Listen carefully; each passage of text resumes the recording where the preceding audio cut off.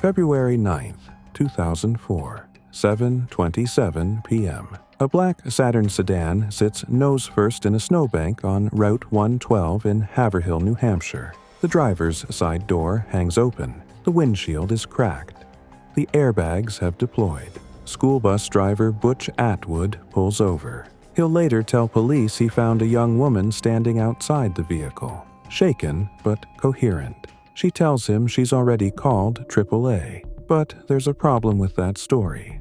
There's no cell service on this stretch of road. There hasn't been for years. Atwood offers to call police from his house 100 yards away. The woman refuses, insists she's fine. He drives home anyway and dials 911 at 7:43 p.m. When Sergeant Cecil Smith arrives at 7:46 p.m., just 19 minutes after the crash, the woman is gone. Her name was Maura Murray. She was 21 years old, and she hasn't been seen since. Here's what doesn't make sense. Between Butch Atwood driving away at approximately 7:35 p.m. and police arriving at 7:46 p.m., Maura Murray vanished. That's an 11-minute window, maximum. But it gets stranger. Faith Westman, watching from her house directly across the street, never saw Maura leave on foot. Neither did any of the 5 other neighbors police interviewed that night. The temperature was 33 degrees, light snow falling. Maura was wearing only jeans and a dark jacket. So we have a woman who disappeared from a crashed car on a road with houses on both sides in under 11 minutes, without anyone seeing her leave. Where did she go? To understand that, we need to back up, because Maura Murray's disappearance didn't begin on Route 112. It began 4 days earlier, with a breakdown that nobody saw coming. Thursday, February 5th, 1 a.m. Maura's supervisor at her campus security job finds her slumped over her desk, unresponsive, staring at her computer screen. When he touches her shoulder, she erupts into uncontrollable sobbing. "My sister," she keeps saying. "My sister." But here's the thing. When supervisors reach Maura's sister Kathleen hours later, she has no idea what Maura was talking about. Maura is escorted back to her dorm room. She doesn't return to work. Saturday, February 7th. Maura attends a dorm party. Something happens. The details remain murky. Some sources suggest an unwanted advance, others a confrontation. What we know for certain is that Maura left the party upset. Hours later, 2:30 a.m. Sunday morning, Maura borrows her father Fred's brand new Toyota Corolla to drive to another party. On the way home, she clips a guardrail, causing $8,000 in damage. Fred arrives from Connecticut that same morning. Rather than anger, witnesses describe him as oddly protective, almost dismissive of the accident. They spend the day car shopping, looking at used vehicles. Sunday night, Fred takes Maura and her friend Kate to dinner. According to Kate, Maura seems normal, even upbeat. Then comes Monday morning, and everything changes. Maura Murray sends emails to her professors and her campus job supervisor. There's been a death in the family. She needs a week off. One professor will later remember Maura seemed upset when she mentioned this in person, adding she'd be gone for a week or so. But here's the problem. There was no death in the family. Fred Murray confirms this to police immediately. No relatives had died. No emergency existed, so why lie? At 3:15 p.m., Maura withdraws $280 from an ATM, almost all the money in her account. She stops at a liquor store. 3:43 p.m., New Hampshire State Liquor Store. Maura purchases a bottle of Kahlua, a bottle of Bailey's, a bottle of vodka, a box of Francia wine. Total, $40.36. That's enough alcohol for a small party, or for someone planning to be gone for several days. She makes one more stop, somewhere that sells food, though the exact location remains unconfirmed. Then she heads north on Interstate 91. In her car, investigators will later find MapQuest directions to Burlington, Vermont. Also found directions to the Berkshires in Massachusetts. But Maura doesn't go to Burlington. She doesn't go to the Berkshires. Instead, She exits onto Route 302 in Wells River, Vermont, crosses back into New Hampshire, and heads east on Route 112. Why? The Murray family owned a condo in Bartlett, New Hampshire, about 35 miles east of where Maura crashed. It was a place Maura knew well. The family had vacationed there many times. Fred had taken her there just a few months earlier to go hiking. The route Maura was driving, Route 112 through the White Mountain National Forest, was the exact route to reach that condo. But February in the White Mountains isn't hiking season. Most seasonal rentals are closed. The family condo wasn't winterized. So, was she heading to a familiar place for comfort? Meeting someone? Or was the destination somewhere else entirely? We know she'd searched online for lodging in Vermont and the Berkshires, but she was driving toward neither. What we do know is that at 7:27 p.m., approximately 4 hours after leaving campus, Maura Murray's Saturn negotiated a sharp turn on Route 112, known locally as the Weathered Barn Corner. She didn't make it. The crash woke Faith Westman from her TV watching. From her window directly across the street, maybe 30 feet away, she had a perfect view. She saw a dark-colored car nose first in the snowbank. She saw someone moving around the vehicle. At first, she told the police she saw a man smoking a cigarette, but there's a problem with that. Maura didn't smoke. And when shown a photo of Maura with her hair pulled back, Westman immediately corrected herself. That was who she saw. Then came Butch Atwood at 7:27 p.m. The school bus driver was a former police officer, trained to observe details. His account has remained consistent for 20 years. Young woman, early 20s, dark hair, about 5 feet 7 inches. Shaken up,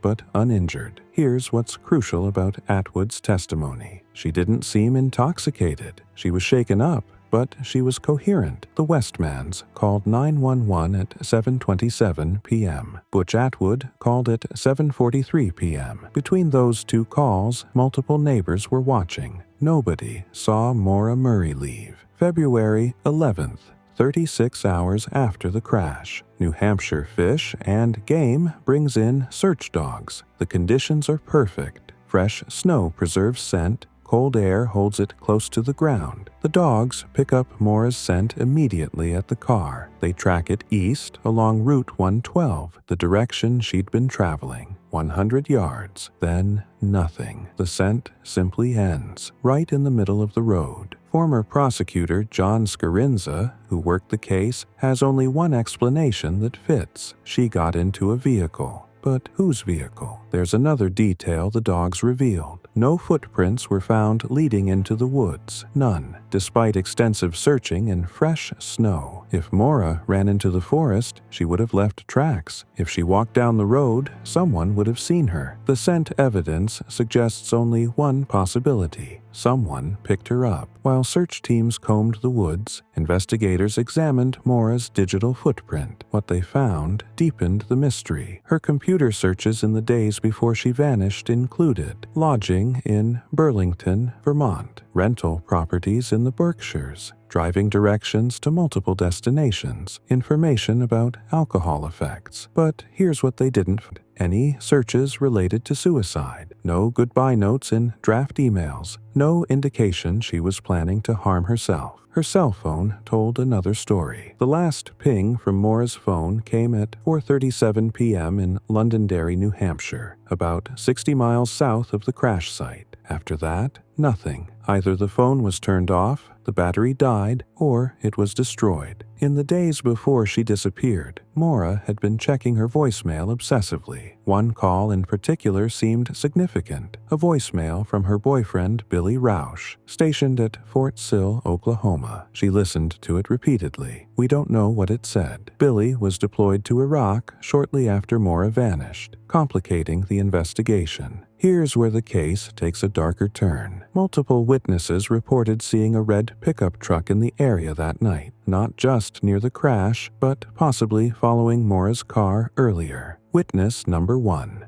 Red truck parked near the accident scene, left just before police arrived. Witness number 2.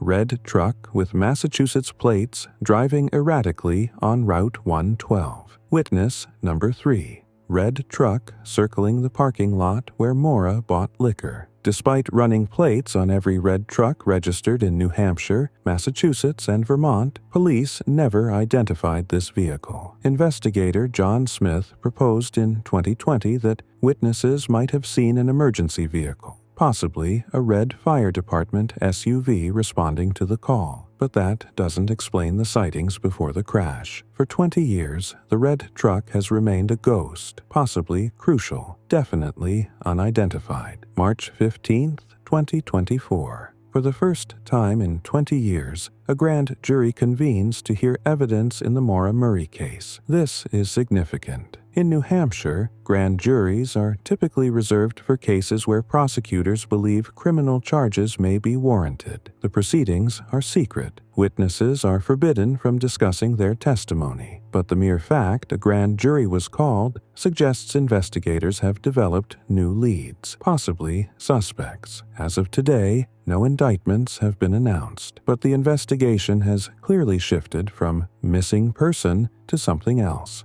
May 22, 2024. New Hampshire State Police arrive at a house less than a mile from where Maura crashed. They bring ground-penetrating radar. The property belonged to someone who lived there in 2004. For 3 days, investigators scan the basement floor, looking for anomalies, looking for disturbed earth, looking for answers. June 1, 2024. The Attorney General's office announces no evidence was found, but the search itself reveals something important. After 20 years, investigators are still actively pursuing specific leads. This isn't a cold case gathering dust. Someone knows what happened to Maura Murray, and police might be closer than ever to proving it. Let's step back and look at the numbers. Every year, roughly 600,000 people are reported missing in the United States. Of those, 90% are found within 7 days. Of the remaining 10%, most are found within the first year. Only about 2,000 cases per year remain unsolved long-term. In cases involving winter wilderness areas, the most common outcome is death by exposure, what search and rescue teams call misadventure. Bodies are typically found within 2 miles of the last known position, typically, but not always. Searchers have covered over 20 square miles around Maura's crash site. They've used helicopters, ground teams, cadaver dogs, and infrared cameras. They've investigated over 1,400 tips and found nothing. Statistically, that's unusual. Bodies don't just vanish, even in the wilderness. Even after 20 years, some trace remains, unless someone doesn't want them found. Maura Murray's case became something unprecedented, the first major web sleuth investigation of the Internet age. It started with a single blog in 2005, then forums, then Facebook groups, then Reddit, where Maura Murray now has over 40,000 members analyzing every detail. 15 different podcasts have covered the case, 3 television documentaries, countless YouTube videos. Criminologists now study the Maura Murray case not just as a disappearance, but as a cultural phenomenon, examining how online communities can both help and hinder investigations. The problem? For every legitimate lead, there are dozens of conspiracy theories. People have accused her professors, her boyfriend, her father, local police, random drifters, serial killers, and even secret government programs. The noise drowns out the signal. Real witnesses become reluctant to come forward, afraid of being targeted by online detectives. But occasionally, the crowd sources something valuable: a timeline discrepancy, an overlooked detail, a connection nobody else saw. After 20 years, let's separate fact from speculation. What we know for certain: Maura was struggling academically and had recent emotional episodes. She planned to leave campus temporarily, but lied about why. She had enough supplies for several days. She crashed on a familiar route to her family's condo. She vanished within minutes, likely entering a vehicle. Extensive searches found no body.